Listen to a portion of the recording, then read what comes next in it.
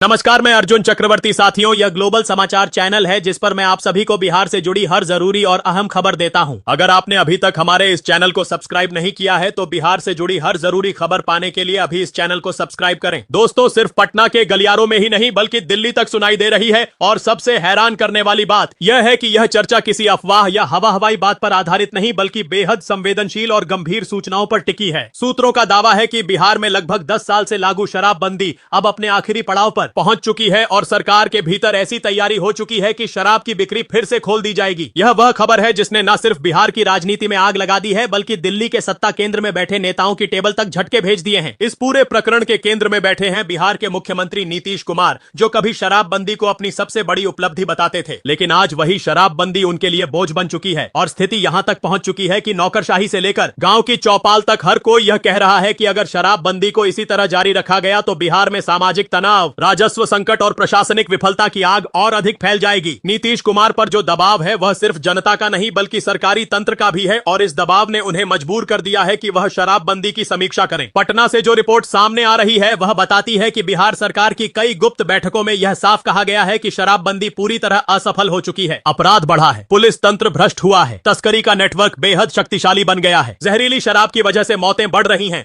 और दूसरी तरफ राज्य का राजस्व ऐतिहासिक गिरावट पर है। बिहार को सालाना हजारों करोड़ का नुकसान उठाना पड़ रहा है और यह नुकसान राज्य की आर्थिक रीढ़ को कमजोर कर रहा है। इन्हीं वजहों से अब यह चर्चा तेज है कि शराबबंदी खत्म करके इस सीमित लाइसेंस आधारित शराब बिक्री की व्यवस्था की जा सकती है। और इस फैसले को लेकर जो रिपोर्ट दिल्ली भेजी गई है उसने केंद्र सरकार को भी चौंका दिया है। सूत्रों का कहना है कि प्रधानमंत्री नरेंद्र मोदी को इस मामले की पूरी जानकारी दी गई है और पीएम मोदी ने इस पर कहा है कि अगर शराबबंदी की वजह से बिहार की अर्थव्यवस्था और कानून व्यवस्था बिगड़ रही है तो राज्य अपने हिसाब से निर्णय लेने के लिए स्वतंत्र है। इस बयान ने बिहार की राजनीति में और हलचल पैदा कर दी है। उधर गृह मंत्री अमित शाह को भी बिहार की स्थिति से अवगत कराया गया है और उन्होंने कानून व्यवस्था से जुड़े पहलुओं पर विस्तृत रिपोर्ट मांगी है। बताया जा रहा है कि अमित शाह को यह बताया गया कि शराबबंदी ने अपराध को खत्म नहीं किया बल्कि अपराधियों को और ताकत दी है। तस्करी का बड़ा नेटवर्क पड़ोसी राज्यों में फैल गया है और यह नेटवर्क अब इतना मजबूत हो चुका है कि पुलिस भी खुलकर कार्रवाई नहीं कर पा रही है। कई जिलों में अधिकारियों ने माना है कि शराबबंदी लागू करना अब लगभग असंभव हो चुका है। दिल्ली के शीर्ष नेतृत्व की इन प्रतिक्रियाओं के बाद बिहार सरकार तेजी से शराबबंदी को हटाने की प्लानिंग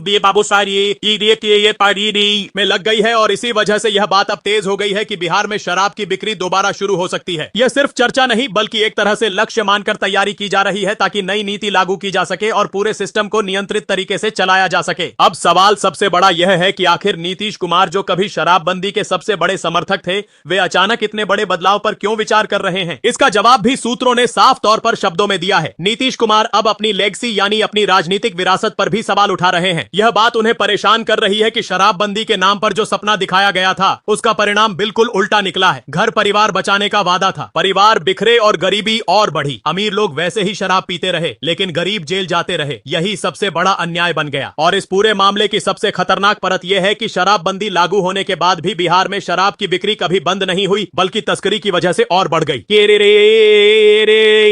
काले धंधे आए थे, ऐसा सिस्टम तैयार हुआ कि पुलिस भी कुछ नहीं कर पाई और कई मामलों में पुलिस खुद इस खेल का हिस्सा बन गई। और यही वजह है कि जब रिपोर्ट प्रधानमंत्री मोदी और अमित शाह के पास पहुंची तो उन्हें भी यह मानना पड़ा कि शराबबंदी जैसा कानून तभी सफल होता है जब प्रशासन ईमानदारी से काम करे। लेकिन बिहार में यह व्यवस्था विफल हो चुकी है। सूत्रों के अनुसार नीतीश कुमार ने अपनी एक बैठक में साफ कहा है कि शराबबंदी को बचाना अब संभव नहीं है और अगर इसे जारी रखा गया तो जनता में असंतोष और बढ़ेगा और बिहार का आर्थिक नुकसान भी बढ़ेगा। इस बयान के बाद मंत्रिमंडल के कई प्रमुख सदस्यों ने भी नीतीश कुमार को यही सलाह दी कि शराबबंदी को चरणबद्ध तरीके से खत्म कर दिया जाए ताकि जनता को राहत मिले और सरकार की आय भी बढ़ सके। दिल्ली में भी इस बात की चर्चा है कि अगर बिहार शराबबंदी खत्म करता है तो अन्य शराबबंदी वाले राज्यों पर कोई राजनीतिक दबाव नहीं पड़ेगा क्योंकि शराबबंदी का निर्णय राज्य का अपना अधिकार है। केंद्र इसमें दखल नहीं करता लेकिन केंद्र यह जरूर चाहता है कि बिहार में कानून व्यवस्था सुधरे, आर्थिक स्थिति सुधरे और जनता में असंतोष कम हो क्योंकि बिहार एक बड़ा राज्य है और यहाँ असंतोष पूरे देश में असर डालता है। यही वजह है कि प्रधानमंत्री मोदी और अमित शाह दोनों ने यह कहा है कि बिहार अपनी नीति बदलने के लिए स्वतंत्र है और जनता की भलाई को ध्यान में रखते हुए निर्णय ले सकता है। केंद्र का यह संकेत ही बिहार सरकार के लिए हरी झंडी माना जा रहा है और अब पूरी तैयारी इसी आधार पर की जा रही है कि नई शराब नीति लागू की जाए। अगर ऐसा होता है तो यह नीतीश कुमार के राजनीतिक जीवन का सबसे बड़ा फैसला होगा। यह वही नीतीश है जिन्होंने शराबबंदी को महिलाओं की जीत बताया था, समाज सुधार बताया था और इसे अपनी राजनीति का केंद्र बिंदु बनाया था। लेकिन आज वही शराबबंदी उनके लिए संकट बन गई है और अब वे इसे खत्म करके नई नीति लागू करने की तरफ बढ़ रहे हैं। बिहार की जनता भी इस खबर को लेकर बेहद उत्सुक है। कई जगह लोग पूछ रहे हैं कि क्या सच में शराब फिर से खुलेगी, क्या दुकानें दोबारा लाइसेंस के तहत लगेंगी, क्या महंगे दामों पर मिलने वाली तस्करी शराब का युग खत्म होगा, क्या जहरीली शराब से होने वाली मौतें रुक जाएंगी, क्या पुलिस के भ्रष्ट नेटवर्क का अंत होगा, और सबसे बड़ी बात, क्या बिहार फिर से आर्थिक रूप से खड़ा हो पाएगा। नीतीश कुमार के सामने यह सबसे बड़ा मौका है कि वे अपनी छवि को सुधार सकें, क्योंकि जनता अब खुलकर कह रही है कि शराबबंदी ने जितना दुख दिया उतना किसी नियम ने नहीं दिया। जनता चाहती है कि सरकार सच स्वीकार करे और नया फैसला ले, क्योंकि लोग यह जानते हैं कि शराबबंदी फेल हो चुकी है और असल जरूरत है नियंत्रित बिक्री की, ताकि नुकसान रुक सके और तस्करी खत्म की जा सके। अभी इनमें से कुछ भी आधिकारिक रूप से घोषित नहीं हुआ है, लेकिन बिहार और दिल्ली के दोनों गलियारों में इतनी हलचल पहली बार देखी जा रही है कि यह बात पूरी तरह साफ हो चुकी है कि शराबबंदी का अंत अब दूर नहीं है और सूत्रों के अनुसार तारीख लगभग तय है। अगर यह फैसला आता है तो यह बिहार के इतिहास का सबसे बड़ा यू टर्न होगा और इसका असर आने वाले वर्षों तक रहेगा। यह सिर्फ नीतिगत बदलाव नहीं बल्कि एक बड़ी सामाजिक, मानसिक और आर्थिक बदलाव की शुरुआत होगी। बिहार नई दिशा में कदम रखेगा